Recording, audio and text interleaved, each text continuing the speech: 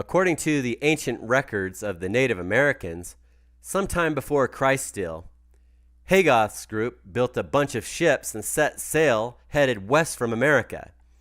It has recently been found that even in Indonesia, Hagoth is recognized as one of their ancient ancestors. Hagoth's people ended up sailing and inhabiting islands all over the entire South Pacific, from Hawaii to New Zealand, and some traveled through Asia. Joseph Smith, who is the first prophet leader of the LDS Church, brought the world the ancient Native American writings of both groups, which are included in the Book of Mormon. Named after one of their last ancient prophets, who compiled all the other prophets' writings into one record around 400 AD. These records were translated into English in the late 1820s by Joseph Smith, the first modern prophet of the Church of Jesus Christ of Latter-day Saints.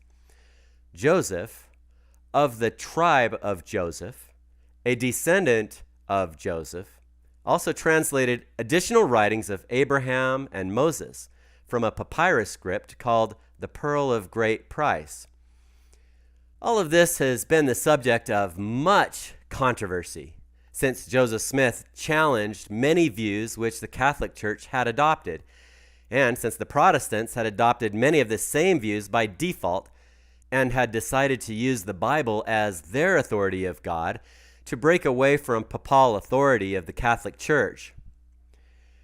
The new work of Joseph Smith was hitting them double in some ways, because it directly challenged their belief about the Bible being the only authority of God, their whole excuse for breaking away from the Catholic Church. The book of Revelations, expanding on Daniel's dream for the events of the last days, is so powerful, I can see why the idea came to them, seeing it there, as it was placed last in the Bible. Its power is likely why it was placed last. But the Apocalypse of Ezra in the Apocrypha is even greater expansion on the events of the last days, so powerful Ezra specified not to give it to the public, only to the elite empowerers, basically, which is the real reason it's not in the Bible. That's the only valid excuse I know of why the Catholic Church wasn't ready to make the scriptures available to the public yet. The massive amounts of DNA evidence available today proves that the ancient Native Americans that were located in what is now the northeast of the United States were of the house of Israel. They left Jerusalem around the time of Jeremiah because it was during one of the times all the prophets were being killed. They took a copy of all the prophets' writings with them when they left Jerusalem, which included the record of their genealogy back to Noah and back to Adam and Eve. And it shows they were of the tribe of Joseph. There's a prophecy in Ezekiel chapter 37, verses 15 through 22. The word of the Lord came again, saying, "Moreover, thou son of man, take thee one stick and write upon it for Judah, and for the children of Israel his companions. Then take another stick and write upon it for Joseph, the stick of Ephraim, and for all the house of Israel his companions. And join them one to another into one stick, and they shall become one in thine hand."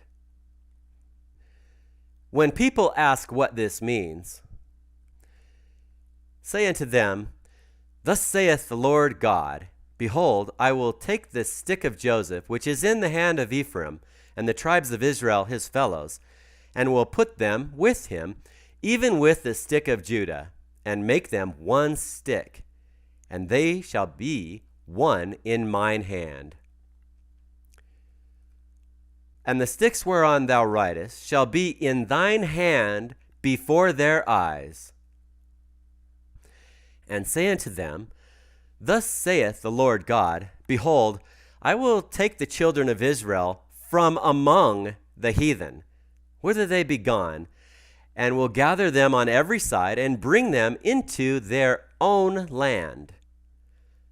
And I will make them one nation in the land upon the mountains of Israel, and one king shall be king to them all.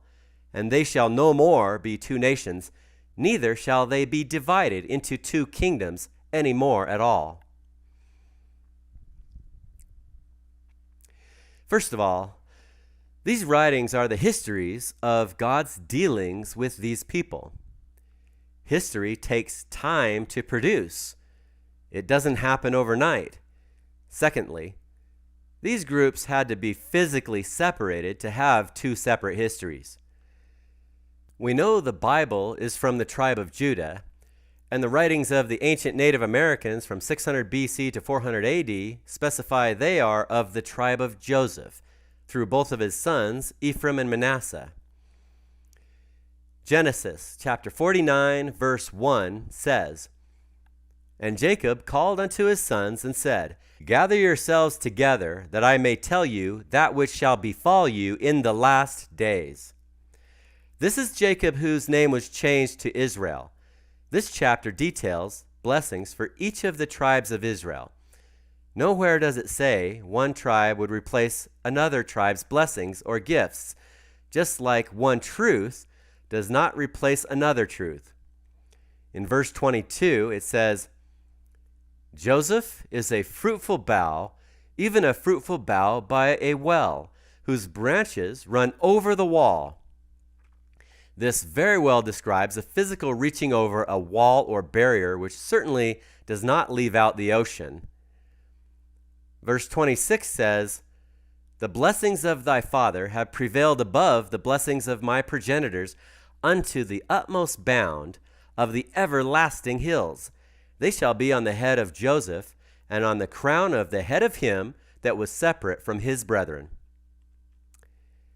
The utmost bound of the everlasting hills from Jerusalem, if you take a look at a globe, there's a mountain range that looks like it goes from pole to pole.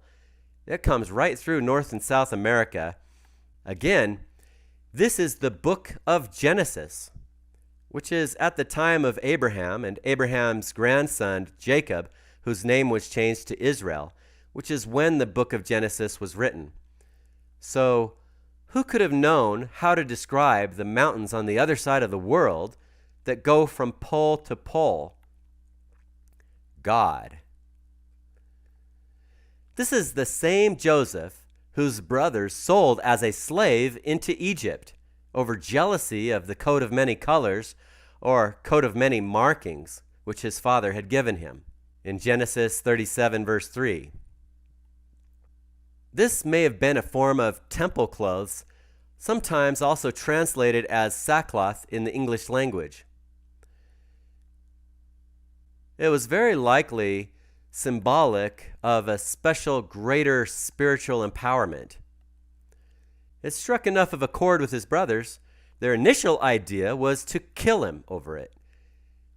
Judah's idea was to sell him as a slave into Egypt, which they agreed. Yet this same Joseph was still blessed by God to the point that he ended up ruling over all Egypt. This further explains why Joseph's great-grandfather Abraham's writings are found mixed with Egyptian writings, as Joseph and Abraham were mentors to the Egyptians. God and nature are no respecter of persons. So, would God be different to any lineage? Or does this prove we are all blessed based on where we are ready to grow?